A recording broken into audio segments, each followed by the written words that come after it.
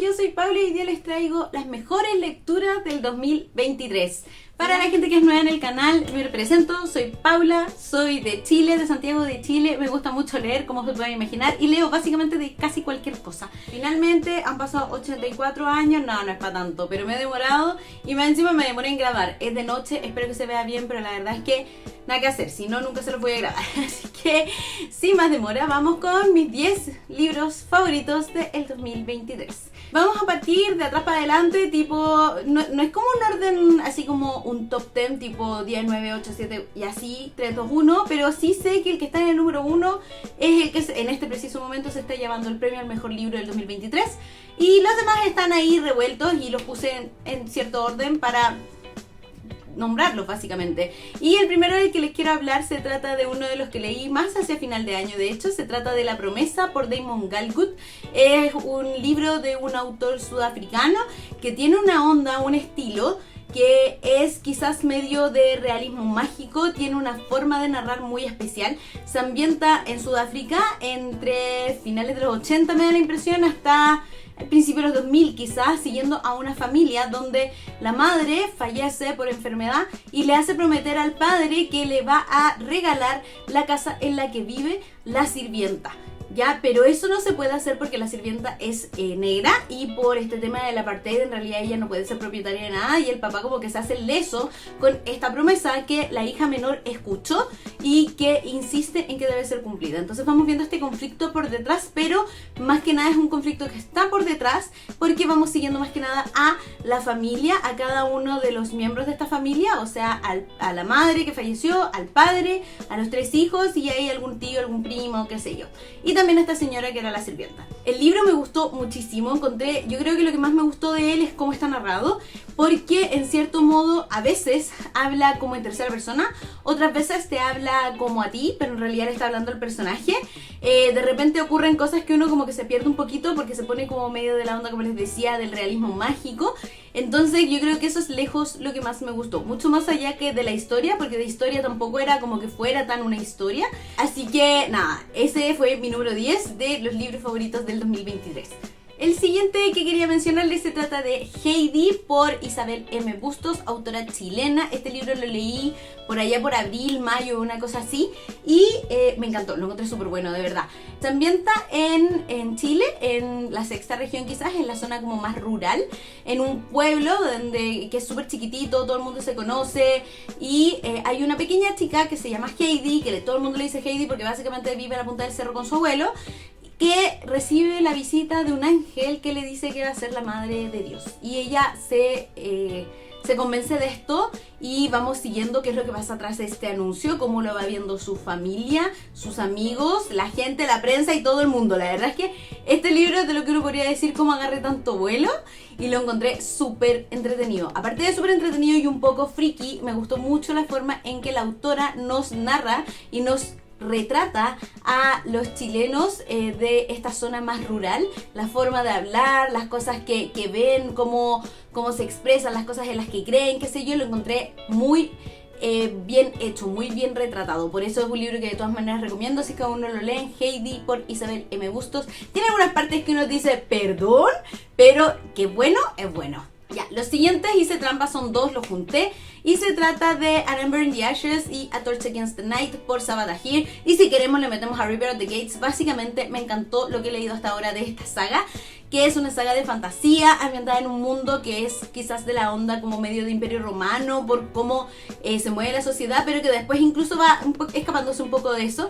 Es un mundo de fantasía, como les decía, en el que tenemos un imperio que dominó a ciertas otras civilizaciones y son como los que llevan todo, como los que están ahí como los más brígidos, vamos a decir. Tienen una área del ejército que son los máscaras, que son como los más brígidos de todo el ejército, que los entrenan desde que tienen como 10 años, no tengo idea si es que no más chicos, hasta que tienen como 18 para hacer máscaras, para perder su individualidad, por así decirlo, perder su alma y ser totalmente despiadados en el control de las amenazas que pueda tener este imperio. Al mismo tiempo, en el primer libro sucede que se anuncia una competencia entre los chiquillos que están estudiando para hacer máscaras, para que sea el próximo emperador. Y tenemos una personaje principal que es Laia, que ella es una scholar, que es una de estas civilizaciones que fueron dominadas por este imperio, donde ella pierde a su familia al principio del libro y necesita encontrar a su hermano que lo encarcelaron, y para eso se inmiscuye en el mundo de las máscaras. Mientras tanto tenemos un chico que es una máscara, que es Elías, que él está a punto de terminar su formación, pero la verdad es que no le gusta su rol en la sociedad, entonces como que está un poco ahí como conflictuado con este tema. Entonces también vamos viendo el camino que él va tomando, cómo ellos dos se conocen y qué sé yo, y ocurren cosas y explota el mundo básicamente. Es súper emocionante, es súper entretenido de leer, tiene muchas cosas interesantes, la constitución como del mundo, de los personajes y del conflicto que hay detrás. Cada vez que vas avanzando en un libro vas enterándote de más cosas, así que nada, si no has leído An Ember in the Ashes, que en español el primer libro se llamó Una llama entre cenizas, de Sabaa Tahir, lo recomiendo muchísimo. A mí me falta solo un libro de esa saga, creo.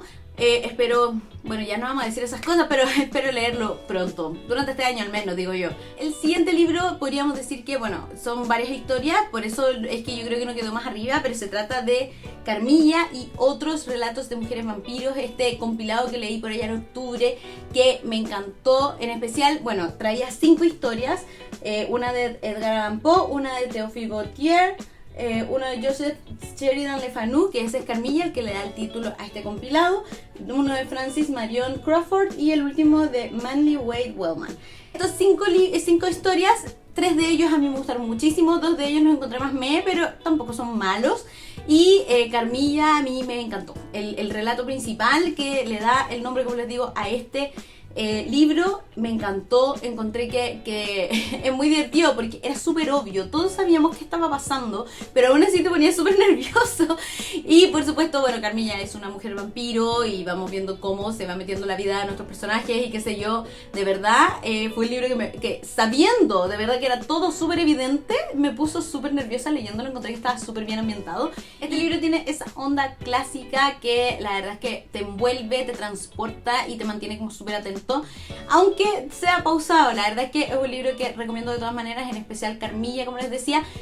Los otros libros que me gustaron, o los otros cuentos que me gustaron aquí, fueron La muerte enamorada y pues La sangre es vida. Me gustaron mucho también, pero Carmilla de todas maneras en este libro se roba el show y por eso está aquí entre mis favoritos del año. El siguiente libro es uno que, si estuvieran viendo mis videos a lo largo del 2023, podrían haberse imaginado que iba a llegar a los favoritos, y se trata de Crónicas marcianas por Ray Bradbury, este compilado de relatos que hablan de la colonización de Marte, básicamente. En este libro nos va avanzando, por así decirlo, cronológicamente desde como los primeros colonos, los primeros humanos que llegaron a Marte, hasta que ya los humanos se asientan en Marte, hasta que eventualmente incluso los humanos se van de Marte. Y es súper choro como está narrado, porque es como que cada historia tiene como su foco o su punto de interés sobre qué es lo que estamos queriendo mostrar aquí, así como qué aspecto de esta colonización, de esta invasión a Marte que hacemos, quiere mostrar el autor. Creo que más allá de todo el relato de ciencia ficción, que estuvo súper bueno, muy solo como se imaginó Ray Bradbury a los marcianos, cómo era la vida en Marte, cómo era Marte y qué sé yo, creo que este libro al final lo que más valioso tiene es que tiene mucha crítica al colonialismo, al racismo incluso, a cómo los humanos vemos todo como desechable probablemente en muchas ocasiones, y eso está aquí en este libro, y si uno le pone atención se va dando cuenta de esas cositas que te hacen pensar un poco más. Este libro por lo mismo me gustó muchísimo, le di 5 de 5 estrellas, le hice una reseña, se las voy a dejar de todas maneras el link para que lo vayan a ver, porque ahí estaba mucho más fresquito el libro también en mi memoria, por lo cual les puedo contar probablemente en ese video mucho más en detalle lo que les estoy diciendo ahora. De todas maneras, Crónicas marcianas de Ray Bradbury, que me lo recomendó mi pololo, el Seba, llegó a mis favoritos del año y está súper recomendado si es que ustedes aún no lo leen. El siguiente libro, por supuesto, tampoco podía quedarse fuera. Se trata de El Ickabog de J.K. Rowling. Este libro lo leí en diciembre. Es un libro infantil que yo creo que todo el mundo lo conoce porque fue el libro que J.K. Rowling estuvo publicando el 2020 a medida que estaba avanzando la pandemia, básicamente. Ella publicaba cada capítulo en internet y los niños iban dibujando, entonces mantuvo como la gente súper entretenida en esa época. Yo en esa época no lo leí, como que dije voy a esperar a que sea un libro, y después me demoré como 3 años más en leerlo, por supuesto, porque así soy yo, pero me encantó el Icabod, tiene toda esa onda de J.K. Rowling que le encanta hacer historias entretenidas, con personajes desagradables, con conflictos como que son más allá simplemente de lo infantil, donde le gusta también hacer mucha crítica a los gobernantes corruptos. En este mundo, en este libro, tenemos un país que se llama Cornucopia, que tiene un rey bastante inútil, que tiene un par de consejeros que son bastante malintencionados, y el mito de un monstruo que se llama el Icabod, que ataca a la gente de el área, la región de este país más abandonada por todos, porque básicamente es la más fea, por así decirlo. Entonces nadie la pesca y nadie la ayuda a prosperar. El Icabod se dice que es un monstruo que ataca a las ovejas, se come a las ovejas de esta zona, y también ataca a las personas, se come a los perritos y qué sé yo, y eventualmente este rey inútil decide ir con su gente, con su ejército, por así decirlo, y sus consejeros a buscar el Icabod, derrotarlo y librar a esta zona de este monstruo. Pero en ese momento ocurre un percance, un accidente que se desata en una serie de eventos desafortunados para el país completo, para algunos niños de este libro y básicamente para todo el mundo. En este libro JK, como les decía, nos quiere mostrar los efectos que un gobernante negligente puede tener sobre todo una sociedad básicamente, y al mismo tiempo mostrarnos una historia de fantasía entretenida que a mí me encantó, que la encontré súper bonita, me encantó el final de todas maneras, me encantó cómo se fue resolviendo todo, así que nada, le di 5 de 5 estrellas, lo recomiendo de todas maneras, me encantó este libro. El siguiente es un libro que leímos en el club de Empieza por Leer, club literario, cuando fuimos a Egipto, y se trata de La República Era Esto, por Ala Al-Aswany. Este libro me encantó, habla de una época que se llamó la Primavera Árabe, o que la llamaron después claramente la Primavera Árabe, por allá por el 2011, cuando hubo una serie de manifestaciones sociales contra la desigualdad, contra la corrupción principalmente que había en este país de Egipto, y que terminó en la renuncia de su presidente en ese entonces. En este libro el autor nos trata de mostrar esa época de protestas en las plazas y qué sé yo, desde distintos puntos de vista, desde ambos lados básicamente, nos narra desde el punto de vista de un general del ejército que le toca controlar estas manifestaciones, desde parte de los manifestantes y también de parte de la gente que anteriormente puede haber participado en manifestaciones sociales pero vio que no llegaban a ningún lado, entonces son como los desencantados de esta revolución, así como también de gente que siempre había estado súper aislada y preocupada de sí misma y de repente como que abre los ojos y decide ayudar en todo este tema de la revolución. Entonces es un libro que tiene varios puntos de vista, que nos trata de mostrar a muchos tipos de personas a lo largo de esta manifestación, y también tiene un tono un poco derrotista hacia el final, porque la verdad es que de esas manifestaciones al parecer en Egipto no sacaron mucho el limpio. Así que, y el autor también fue una persona que, bueno, en estos momentos se encuentra exiliado de Egipto, pero que en su momento también participó de esto, entonces también viene un poquito de la experiencia que él tuvo. Es un libro que a mí me gustó mucho, que tenía cada tipo de personaje su propio estilo de narración, que la verdad es que de repente, al principio, cuando todavía no cachaba que era así, chocaba muchísimo. Creo que es muy realista porque si bien hay ciertos personajes que nos decepcionan hacia el final, la verdad es que las actitudes o los papeles que ellos toman son papeles reales, son gente que podríamos ver en cualquier parte en un contexto así. Y de hecho también lo que a mí me gustó mucho es que vi varias escenas, varias cosas que eran súper familiares para, por ejemplo, cuando nosotros tuvimos nuestras manifestaciones sociales en 2019, se relatan aquí situaciones que acá también se vieron. Entonces como que encontré que también nos hacía notar que las manifestaciones sociales quizás son comunes a casi todas las sociedades, y las cosas que se van dando y cómo se comportan los gobernantes o quienes tratan de controlar todo este tema son comunes también, es como si estuvieran todos organizados. Entonces también te deja con un sabor un poquito amargo, pero creo que fue un libro muy interesante. A mí me gustó muchísimo, lo encontré, como les digo, muy ilustrativo, porque al final era algo sobre lo que yo no sabía mucho. O sea, ya en el 2011 claramente yo nunca me enteré de esto porque vivía en mi propio mundo. Entonces este libro creo que fue una gran experiencia y lo recomiendo muchísimo.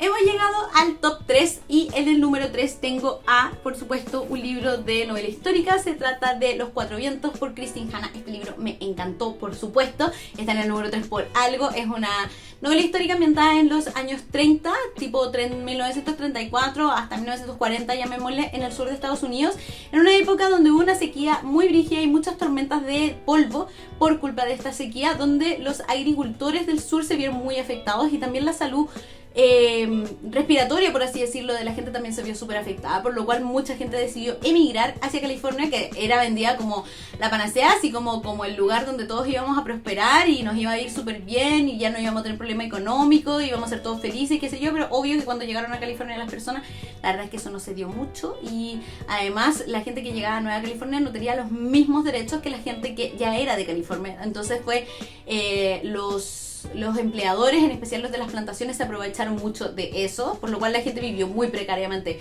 durante esos años. Aquí seguimos a nuestra personaje principal, que se llama Elsa. Ella es de Texas, es de una familia bastante acomodada, pero cuando niña ella tuvo una enfermedad y eso provocó que no tuviera mucha vida social, que no la dejaran salir ni relacionarse con la gente. Entonces, llegado a cierto momento, cuando ella tiene cerca de 20 años, ella finalmente decide rebelarse, escaparse y comete algunos errores que terminan en que ella debe casarse con un chico y irse a vivir con la familia de él al campo, que es una familia que, si bien tiene su campo y todo, es un campo arrendado, entonces no tiene el mismo nivel socioeconómico que sus papás, y más encima son inmigrantes, por lo cual los papás los miran así como esos morochitos con los que te fuiste a vivir, italianos, súper morochitos, es como, no, que indigno, tú ya no eres parte de nuestra familia. Entonces Elsa, ¿qué hace? Se toma súper en serio, como súper a pecho, como esto de tengo que demostrar que soy buena para esta familia nueva en la que voy a estar participando, y se esfuerza con todo para que la suegra, el suegro, su nuevo marido la acepten, y sus hijos también, y hacerlo mejor porque sus hijos prosperan. Cuando llega este momento de la sequía, ella ya está súper como acostumbrada al trabajo duro, es como si lo hubiese sacado como de este encierro en el que la tenían y descubrieron que podía hacer muchas más cosas de las que ella creía. Y a diferencia de su marido, que no se lo toma muy bien, ella se hace cargo de la granja con sus suegros, con sus hijos, de tratar de sacarlos adelante, y eventualmente ya se ve como contra la espada y la pared y debe emigrar hacia California en busca de mejores oportunidades, donde también se enfrenta a la adversidad con toda la violencia, porque como les decía, en verdad no tenían las mismas condiciones, y las condiciones de tanto de vivienda como de trabajo eran bastante deplorables. Entonces también llega a relacionarse con cierta gente que no está a favor de cómo están funcionando las cosas. Al mismo tiempo también vemos el conflicto que ella tiene con su hija, la relación que tiene con su hija, que es una chica que también está bastante amargada por todo lo que le ha tocado vivir, y cómo Elsa se va enfrentando a esto, y cómo su hija también se va enfrentando a su nueva vida y haciendo muy verbal la opinión que ella tiene. Entonces es un libro que tiene muy de la relación de madre e hija, y también nos narra desde el punto de vista de ambas, dado cierto punto, y que a mí me encantó, de verdad, lo encontré súper bonito, súper interesante, muy triste en ocasiones, bastante brutal de repente en lo que les toca vivir a nuestros personajes, pero de verdad me encantó este libro. Christine Hanna, a mí me ha gustado mucho cómo ella escribe, así que nada, se ganó el tercer lugar este año. En el número 2 tenemos, por supuesto, a The Southern Book Club's Guide to Slaying Vampire, de Gregory Hendricks, o la guía del club de lectura para matar vampiros, una cosa así. Que este libro que yo leí por allá por octubre, noviembre, lo escuché en audiolibro por una narradora espectacular que a mí me gusta mucho, que se llama Vannie Turpin, que es la misma que narraba The Hate You Give en su momento, y que de verdad es seca. La recomiendo muchísimo si escuchan audiolibros en inglés. Vannie Turpin, un 8, ya, espectacular. Y este libro se ambienta en los años 90, en suburbios del sur de Estados Unidos, donde tenemos a un grupo de amas de casa que básicamente se hacen cargo de todo, como nosotros sabemos, de los hijos, de la escuela, de la casa, de la cocina, de hacer los quehaceres, de ir a comprar la comida y qué sé yo, mientras sus maridos trabajan y después van a jugar tenis, no tengo idea. Y como estas mujeres tratan de hacerse cargo de todo y ser además regias estupendas y tener tiempo para hacer vida social y participar en sus clubes de lectura. En cierto momento decide un grupo de ellas, después de que un club de lectura fracasa, hacer su propio club de lectura, pero donde lean libros más emocionantes. Deciden leer True Crime, ¿ya? Y eso hace que como que todo el mundo las mire medio raro, así como, ¿por qué están leyendo esas cosas tan perversas? No sé.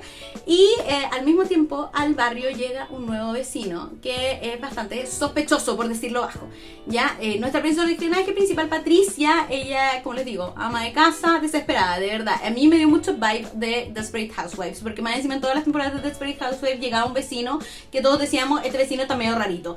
Entonces aquí pasa lo mismo, tenemos un vecino medio rarito, creo que se llama James, y que Patricia al principio se hace súper amiga de él, lo invita a su casa, a salir con su marido, a incluso hacerse cargo de los hijos a veces y qué sé yo, pero a lo largo del libro ella se va dando cuenta que parece que James tiene algunas cosas medias perturbadoras que ustedes pueden asumir o adivinar qué es lo que es, pero yo no lo voy a decir en voz alta. Y Patricia se ve en esta disyuntiva en el que nadie le cree lo que ella sabe y nadie la toma en serio. Entonces, aparte de tener escenas relacionadas con los vampiros y los poderes que ellos tienen y las cosas que causan, y de verdad nunca voy a volver a pensar en los ratones de la misma forma después de leer la escena de los ratones de este libro, que tiene que tiene como dos puntos del terror, por así decirlo. Este terror como del vampiro, que es bastante predecible, podríamos decirlo, pero que al mismo tiempo igual te tiene súper nerviosa. A mí, de verdad, a lo largo de todo este libro yo estuve sentada en el borde del asiento, así como sufriendo por los personajes y nerviosa, de verdad. Así como, y más encima de repente era bastante gráfico y escabroso las escenas que te mostraba. Entonces, si la verdad es que tienen un estómago débil, busquen el buen momento para leer este libro.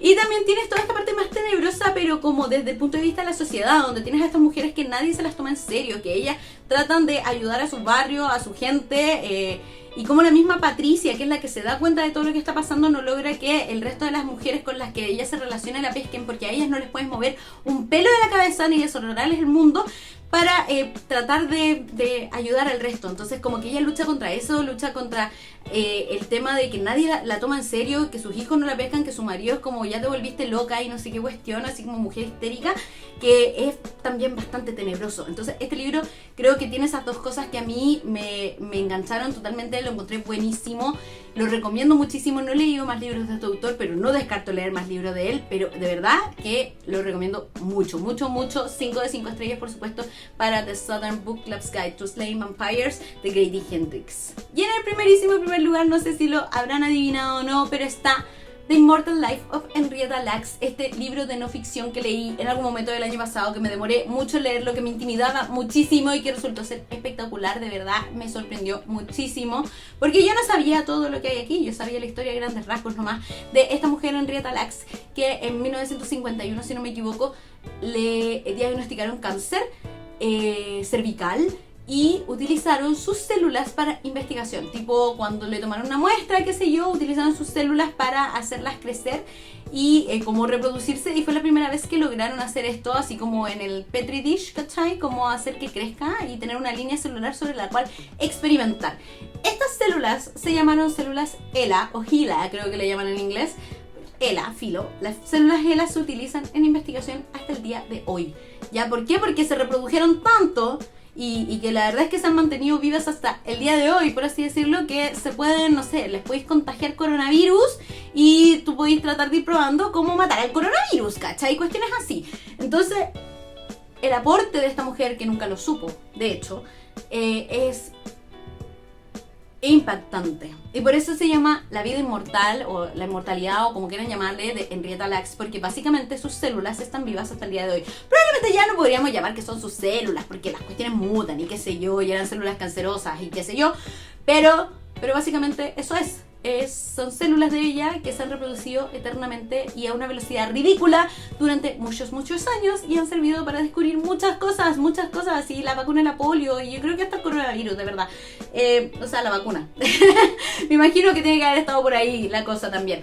Entonces, a lo largo de este libro, una periodista, Rebecca Skloot, como que le llamó mucho la atención esto cuando se lo enseñaron, no sé, en el colegio, en la universidad, y ella decidió tomar contacto con la familia de Henrietta Lacks. La familia de Henrietta Lacks tampoco supo esto hasta como 20 años después, cuando los llamaron para pedirles también células a ellos para investigarlo, pero sin saber así como por qué estaba pasando, si ellos estaban enfermos también, nadie les explicaba nada. Entonces, en este libro, Rebecca Skloot nos va contando cómo fue la muerte, o sea, el diagnóstico, la muerte de Henrietta Lacks, cómo afectó a sus hijos y cómo ellos después se fueron enterando de todo lo que pasó y cómo no entendían nada porque nadie les explicaba, porque ser personas afrodescendientes allá en los años 50, donde habría segregación racial, ni siquiera podían ir al mismo hospital que las personas blancas. La verdad es que tenían bastante déficit en lo que era la educación, entonces tampoco entendían mucho de lo que estaba pasando, y la verdad es que fueron como bastante dejados de lado y abandonados por la vida y la sociedad. Entonces tiene muchas cosas muy interesantes, porque en este libro te cuenta muchos de los descubrimientos y cómo fue, como este tema de la reproducción de las células, como incluso fue la primera vez que lograron mandarse células por correo, así como por AliExpress, ¿cachai? Así como células. hasta como los primeros descubrimientos, y también nos habla de como otro tipo de investigaciones que se hacían en esa época que también eran brutales, así como ya filo, vamos a darle cáncer a los señoritos de la cárcel porque a nadie le importa. De verdad, las cosas que hacían los científicos en ese entonces y que en verdad nadie se preocupaba porque no había grandes cursos de ética biológica o lo que sea. Entonces es muy interesante este libro, te muestra cómo ciertos descubrimientos probablemente nunca se habrían hecho si hubiesen tenido leyes un poquito más estrictas, y es brutal, de verdad es brutal, es muy interesante. También tiene toda esa parte humana de hablarnos de la familia, de la hija especialmente de Henrietta Lacks, que lo único que quiere es conocer a su mamá, porque cuando su mamá murió ella tenía, no sé, 1 año. Entonces como que la forma de conocer a su mamá es a través de la historia de sus células y cómo eso le afectó también en su desarrollo personal. Entonces a mí este libro me voló la cabeza, de verdad, lo encontré espectacular, me intimidaba mucho, pensé que me iba a costar mucho más leerlo de lo que me costó, y sí, había partes que me costaron más, pero en general, no, buenísimo, impactante, lo recomiendo muchísimo. Yo no sé si está en español, creo que sí, pero no sé qué tan fácil es encontrarlo, pero si tienen la oportunidad de leerlo en inglés, yo pensé que iba a ser más difícil, de verdad pensé que iba a ser más difícil, y claro, de repente hay algunas palabras raras, pero más en las partes biológicas que esa. Científica, pero en general, si no, súper leíble. Aparte que la Rebecca Skloot, que es la periodista que escribió este libro, tuvo millones y millones y millones de entrevistas con la hija de Henrietta Lacks. Entonces como que trata de mostrar cómo ella se expresa así tal cual, como sin cambiarle ni una palabra, y eso nos muestra mucho más cómo era la vida y la situación en la que vivían estas personas, la familia de Henrietta Lacks. Entonces nada, no sé qué más detalle contarle, porque básicamente eso es. Tiene muchas cosas muy interesantes, de verdad, que te dejan pensando, que yo creo que a medida que iba leyendo el libro le iba diciendo cosas al Seba así como, oye, ¿sabía qué? Y él me decía, obvio que sí, porque él se dedica a cosas biológicas, es cosas que yo no entiendo, pero lo encontré brutal, de verdad, brutal. Mejor libro del año, de todas maneras. Así que The Immortal Life of Henrietta Lacks, recomendadísimo. Si no lo han leído, si pueden leerlo, por favor, háganlo.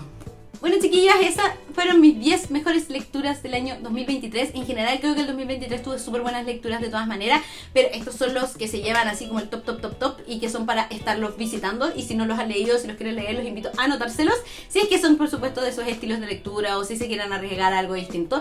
Como ven, también es súper variado, y como siempre, bueno, si les gustó el video, no se olviden de dejarle me gusta, dejarme sus comentarios abajo cuál fue su libro favorito del 2023, suscribirse si aún no lo han hecho y activar la campanita de notificaciones para enterarse cada vez que subo un video nuevo, y nos vemos en la próxima ocasión.